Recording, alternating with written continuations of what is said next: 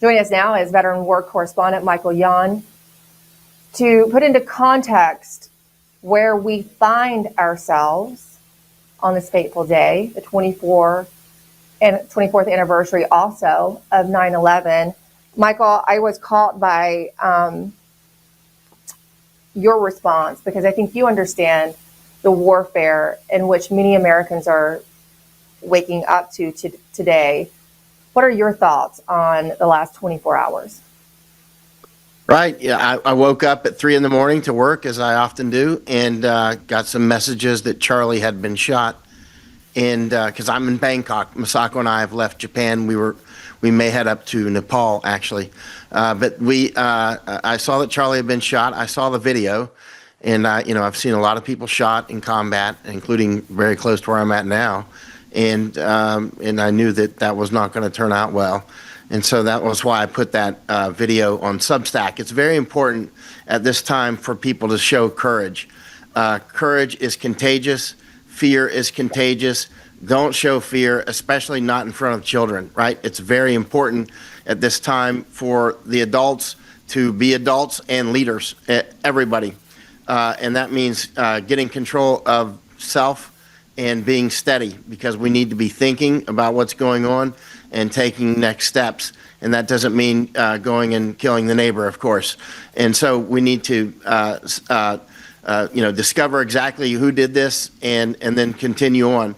Now, we've known, some of us have known, you've known, Emerald, for a long time that we're in civil war. You say it all the time, that this is World War III, actually. Civil war is just one component of that. I mean, our component in the United States. Likewise, here in Thailand, there's other interesting matters unfolding that are similar. Keep in mind, look at Nepal that's just been in the news. You see the Parliament building was just burned down, and a lot of other buildings and people beaten down and that sort of thing. I spent more than a year up in Nepal, and much of that time was with the Maoists. So I would hire Maoists as guides and that sort of thing. And one of the reasons I would do that was because I wanted to know what the Maoists were thinking. So I spent a lot of time in the Maoist villages. I wrote almost zero about this through the years. But one of the things that the Maoists were doing was getting people to speak their own languages, divide and conquer, that sort of thing. Sing your own music, go back to your old cultural ways, that sort of thing. And the Maoists ended up winning, right? So now the Maoists won, but they're Maoist. And Nepal always has been a very poor country and relatively backwards, very backwards. But the Maoists somehow made it worse.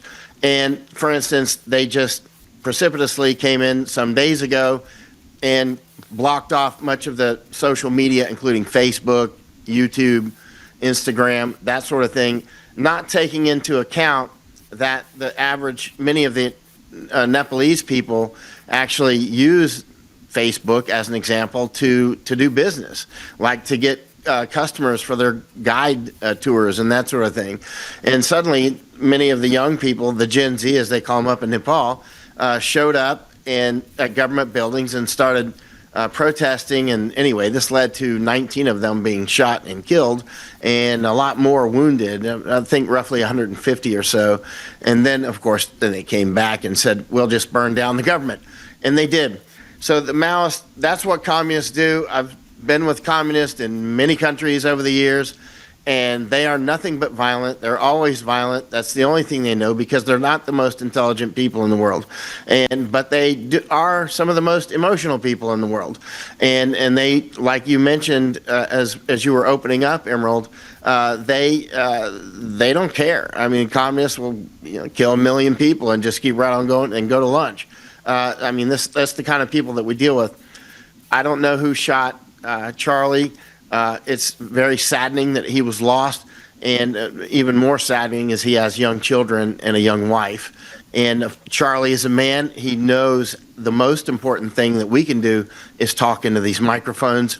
I've done a lot of combat, but the most dangerous thing that you do is write this, is with this pen and with these microphones and cameras. This is what'll get you killed.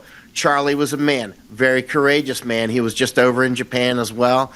And he knew what he was getting into, and he took the chance, and he, and in this line of business, of course, there's not necessarily a gold standard, but there is a blood standard, and mistakes or enemy action we have to pay for in blood, on the spot. When you make a mistake in combat, you die, and you pay on the spot, right? And likewise, when the enemy gets the better of us one day, often we die. And unfortunately, Charlie took a bullet. Any of us could have taken it, and more of us will in the future, but that doesn't mean we're going to stop. And it's very important. It's disconcerting to enemies like that when they don't see us become afraid, but when they see us become resolute, they become afraid, because these are fearful people. They don't know how to respond when you are not afraid of them, and they realize you'll hunt them down. And so that's what's important, that these people who have done this realize that sooner or later we're going to know who did it. Was it a government? Was it an individual? I do not know. But whoever it is going to pay a price for it over time. And so, again, prayers going out for Charlie. Of course, he's gone.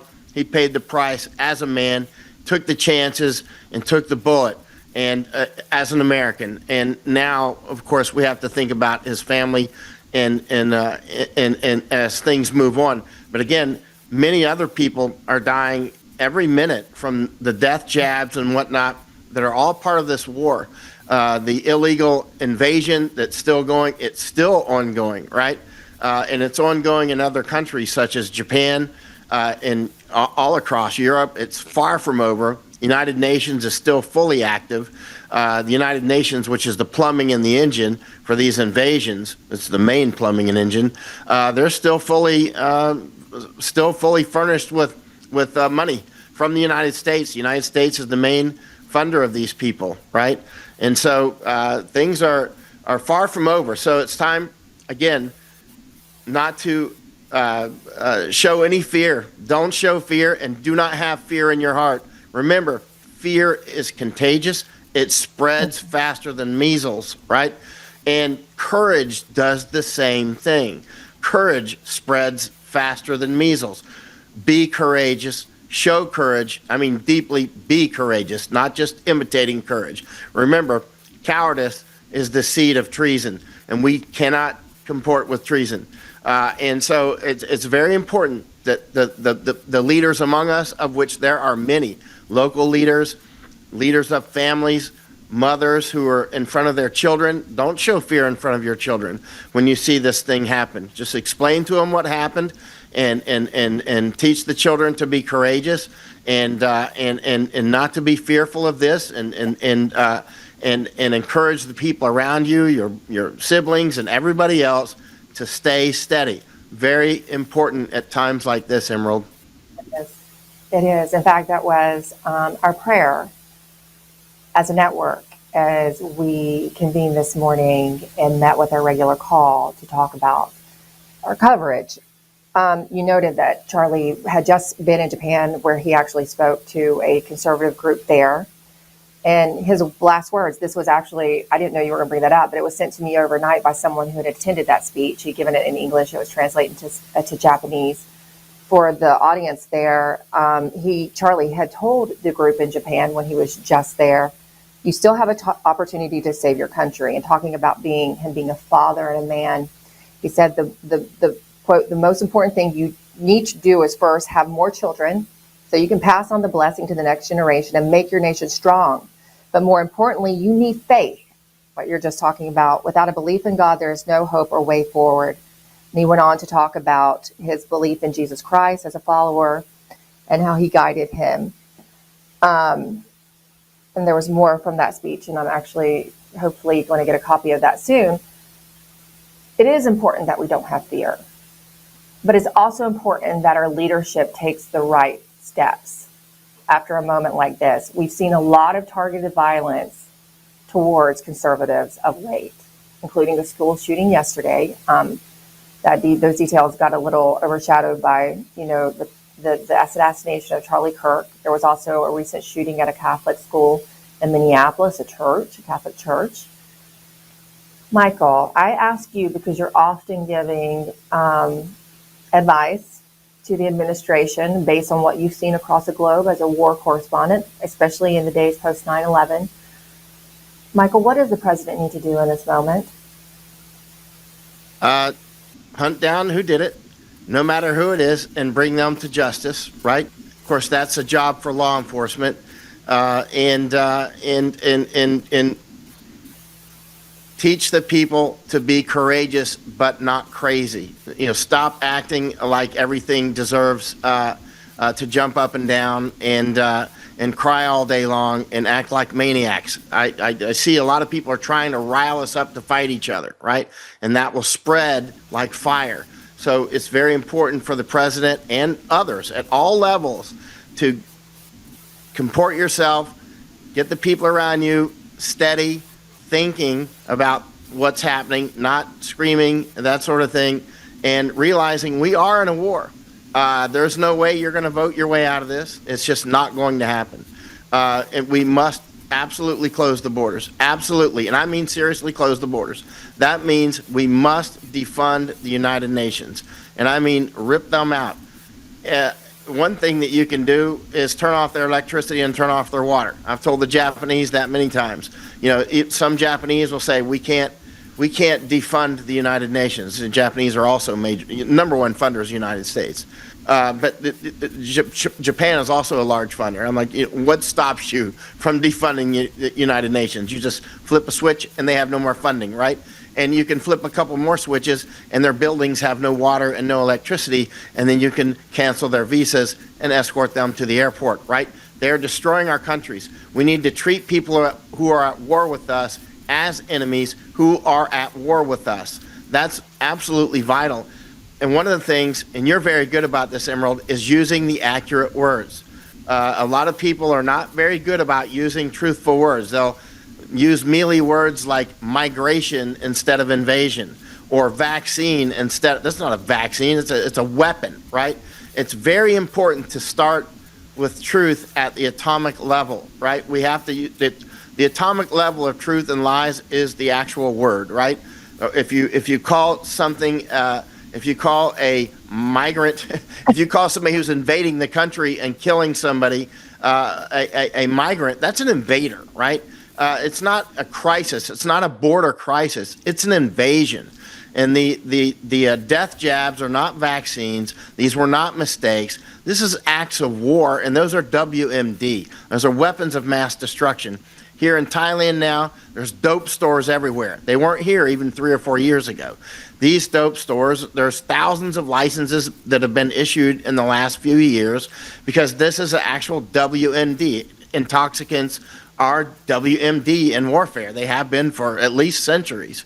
And this is being unleashed here in Thailand, just as it's been unleashed across the United States. Charlie Kirk used to talk about this, the importance of cracking down on the drugs. It's absolutely vital. And make no apologies, I'm not meeting people halfway on that. I'm not meeting people halfway on that it's okay to just have dope shops everywhere. The answer is no. Charlie, of course, had 2 young children. He's got, and you do too. I mean, we don't want these things on the streets. We don't want these drugs in front of the young people. And so that's something that President Trump needs himself to man up about, because he's tried to get cannabis, legalized in places like Florida. This is unacceptable. It's time for men to do man stuff, right? Everybody wants to be a hero until it's time to do hero stuff. And now it's time to do hero stuff, right? Now it's time for everybody to comport themselves as leaders at whatever level you're at, because it's very important that we hold our ground in whatever positions we happen to be in. That means not helping people invade the United States. If you're in the National Guard, if you're in Border Patrol, I've been across the entire U.S. southern border, the entire Mexican-U.S. southern border. It took many months, and I saw thousands of people loaded onto buses by U.S. Border Patrol and by National Guard or Texas Guard, right? I've seen thousands of them doing this. And I ask often, why are you loading thousands of people to invade our country? Just doing my job, sir. This is like something out of a movie. Literally would often say, I'm just doing my job. Or they don't, they want to get their retirement. But at the price of destroying our country. being a little gear in a clock and not knowing what time it is. It's time to know what time it is. It's time to stand up and everybody find work. You know, when you're in special operations, they'll say, find work and do it. In absence of command, you're in command. Find work and do it. Think things through. Slow is smooth, smooth is fast. Find something to do and get it done. Everybody listening to this can do things that help themselves, their families, their communities, and our country. And we have to do it at like the individual ant level, right? You know, basically, everybody can do something to, to slow down the beast that's doing these things, to feed information to right people, to feed funding to right people, cut off funding to wrong people, so that we strengthen our ability to resist what's happening. Because a lot of what's happening is done with our own money by people donating to people who are actually killing us. For instance, donating to the Red Cross. I'm sorry? I said you're absolutely right. We're funding our own demise. And you've laid that out several times on this show. Via the funds of the State Department to NGOs, talked about USAID. Michael Yon, I knew you could put it in context for our audience. And you're right. It's time for everyone to man up. And I think more people are waking up to that fact today. And I thank you for staying awake with us over in Thailand to join us on this pivotal day. Michael Yon, you're just the best. Give Masako our best. And we'll catch up with you all in Nepal probably next week. Be strong.